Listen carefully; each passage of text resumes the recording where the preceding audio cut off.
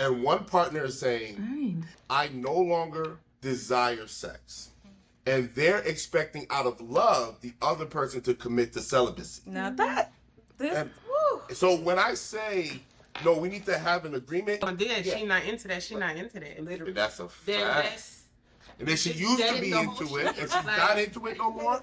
I hope she believe in divorce. Because I'm going to cheat on you. Look, I'm going to cheat on you, but I know something.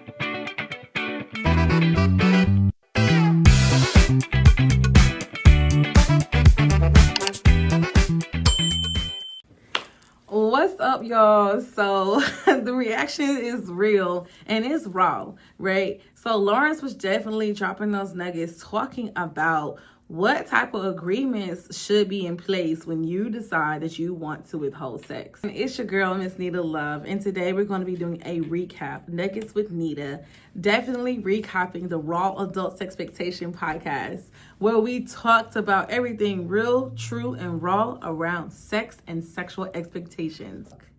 What happens when your partner decides to withhold sex in a relationship? Now, this isn't about male or female. This is something that can pretty much happen across the board. And as a certified sexologist and an adult sex educator and a full-time intimacy coach, this is something that we do see in the sexual space. This isn't new. This is definitely something that happens where someone in the relationship chooses to withhold sex, feel sexually disconnected, and they don't want to be sexual with their partner. Sex is the foundation of your connection. It's the foundation of, your intimacy. Is rooted in your affection. Is rooted into your emotional bonding. So when a partner starts to withhold this intentionally or unintentionally, there's a conversation that needs to be had. And we can't assume that my standards and my ways and my feelings about it is going to be the same as yours. This is why we don't know how to have these conversations, right? How do you do it? And that's why we're starting with me, your sexologist, to bring up, what does that mean? What does that look like when you need to have a conversation?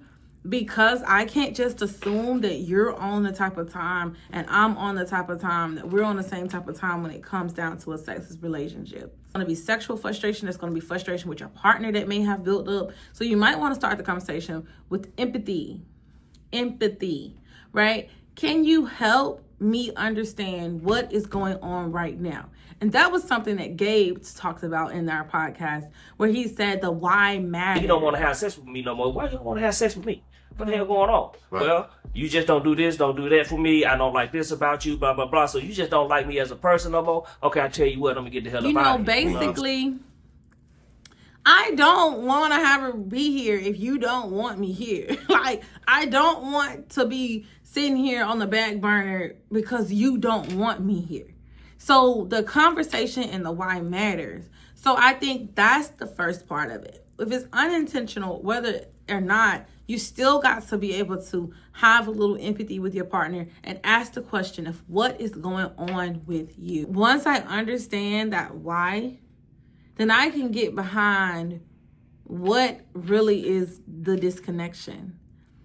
When you withholding sex, whether that's of stress or depression or physical and mental illness, emotional disconnected, feeling unsafe and unappreciated in relationships. But you need to distinguish between, is this my pain that I'm putting on to someone else? And am I needing and setting a new boundary? Am I crying out for help? I'm exhausted. I'm tired. Understand the symptoms of where the disconnection is coming from so that you can go deeper. The second space that I think is important that a lot of people do not do, right, is revisit the original sexual agreement. When we first got together, boom, he was willing to do da-da-da. When we first got together, they communicate like da-da-da. But now they're not. A lot of people believe that, like, what we agreed to in the beginning is for life. And I think that don't give room for growth. That doesn't give room for, expansion and to spread your wings a little. I think sometimes you can come in at one point in life where you can agree to something and then down the road really want something new. And if your partner try to hold you pinhold you to a conversation that you had in the beginning, y'all might eventually start having some sexual issues. Why? Because I just spoke on it. Your needs and your boundaries and what you want around the bedroom will change. And a lot of people were like, oh, I said a lot of things when I was trying to get married that I really don't feel like I want to hold on to now. Like, there are things that as I've grown in my sexuality and my sexual self and my liberation, I don't want to do. And that's understandable. But you can't make that decision and not be willing to talk about that with your partner. What does that mean for me? And Lawrence hit on that. A lot of people expect their partners to stay celibate and sane while they choose to withhold sex for whatever reason, even if it's unintentional. And that's a hard space to be in. So now that you're withholding sex, you need to be able to communicate the why, and you need to communicate the boundary without dismissing the impact that it has on your partner. People like doing this. This is my boundary, but the impact and the impact that it had on the relationship, on the person, is going to have an impact. I need sexual space so I can figure out what I'm truly dealing with. Well, that may impact your partner because we deal with our sex. Some people deal with sex in trauma. Some people deal with sex in rejection and neglection from previous relationships. So the thought of that this only is going to impact me and you need to be patient while I figure it out can be from one-sided view. So definitely need to understand your boundary, but understand what it did to your partner and understand that you need to still shape a space for them to be included into whatever agreement that you're in. So speak to the heart, not from the womb, right? So that means I'm dealing with intimate issues. I still want you to feel wanted, and I still want you to feel connected to me. Sometimes those words make more sense than don't touch me. I can't do this right now. I still can't do this right now. Speak to the space. I love you. I want to be intimate. But there is a disconnection in this relationship for me due to this. This hurts me still. This bothers me. This is something that you don't have anything to do with. This is something that I dealt with in my childhood. This is something that I dealt with in college. And I need to figure out what this means for me.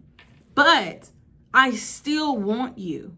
And I still love you. And I don't want you to feel unwanted. And I need to find a way back to your heart. I need to find a way back to you. A lot of times we're trying to control the scale. And this is why Sexpectation Podcast is so true. Because it's not about control. It's about the clarity and the communication that you put behind this space. It's not about blaming your partner as your fault. It's this fault. It's this or that. It's about learning how to balance now that you have boundaries set up and you don't want that certain space anymore. If you don't know how to connect to that anymore. Relationship maintenance and relationship quality is still a part of being in that space. There's still something that you have to appease to if we're speaking on relationships and marriage and commitments to someone else. And remember, it's not one or another side to force it. You can't force sex. And that's what Chelsea really tapped on quickly. You can't force it. Don't try to force it, because if she ain't gonna do it, she not gonna do it. And that was some true things. He's not gonna do it. Look at it as a place of reconnection and realignment and balancing and seeking clarity in your now relationship and learning that people can change. Sex has a lifespan. Sex can develop. You can get to a certain space with some stuff don't please you. Do I align with that? And I think that was a big part of the conversation and the battle and the fun that we had on the podcast was, what does that mean for me? And I think that's a big thing. And a lot of people feel like that's selfish, but it's not. It's not selfish to ask, where do I go? How do I fit into these? What about me? Why? It's because it's two people. Sex is a two-person, well, not all the time, but in relationships, it's a two-man job. And so, yeah, I can go off and do it by myself for a little while, but what is the terms of the disconnection? And can we renegotiate the terms of our intimacy? Boy, that's a big one. Can we renegotiate the terms of our intimacy? People would fall out, literally. But if people had these type of conversations, these are the conversations that needs to be had. Then you think about the impact. Because a lot of people don't do this, and this is where the hall pass conversation came from. Yeah, I can be like, oh, I want to negotiate a threesome. I want to negotiate having a third or a fourth. But honestly, the impact to what that does to most relationships sometimes isn't good. And it may be a dream, but it ain't the journey that you need to fall on. It ain't that destination. Because the impact, the actions, what's being happened and communicated, is it bringing you closer or is it pulling you farther apart? A lot of times people want to use these quick patch up things and try to do all this. But if you feel empty, truly, if you're in an empty sexual space, you're leaving yourself wide open to a lot of hurt and pain down the road. You're leaving yourself wide open to someone coming in and filling that space with their new sexual energy. So I wouldn't necessarily recommend jumping straight into the extremes. Start with the small stuff. Start with the communication. Start with the intimacy. Start with all of the pieces, even down to building the sexual energy in the room between you two. But maybe sex and the orgasm is not the goal. So find you a sexologist like myself or a sex therapist that can really target these issues in a specialized way. There needs to be a conversation that addresses the why with the right type of questions that deals with the impact of both partners. And it's your girl, Miss Nita Love, your certified #1 sexologist and loveologist located in Huntsville, Alabama. Y'all already know what it is. Peace out.